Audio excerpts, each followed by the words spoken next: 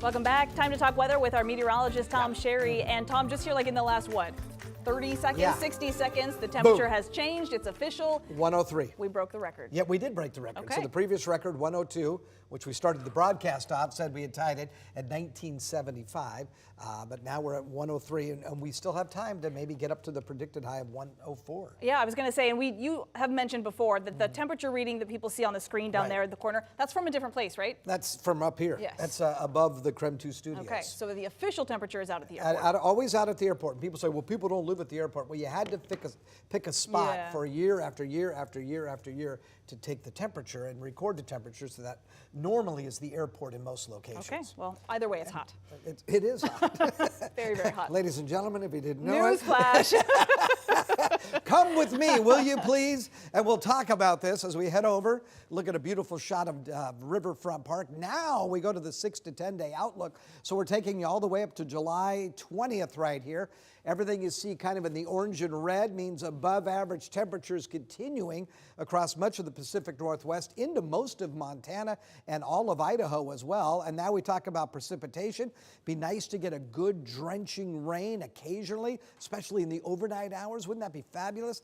Doesn't look like it's going to happen. Again, we're taking you out to July 20th, and you can see right here we're tracking average to below average precipitation across most of the west. Sorry about that, folks. 103 degrees. That is the current temperature. Keeping an eye on this right now. See the wind out of the west at 14 miles per hour? That's why we've got that red flag advisory in effect. Obviously, dangerously hot conditions, extremely low relative humidity, and now the wind, we get any kind of a spark, and that thing's just going to run.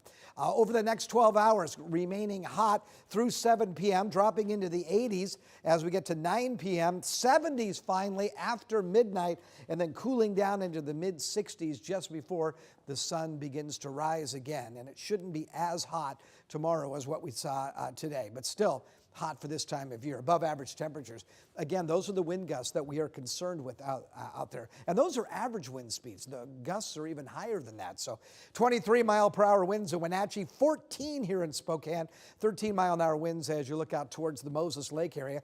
Big ridge of high pressure continues across the Pacific Northwest. The cooler marine air being shunted well to the north of us up into the Gulf of Alaska.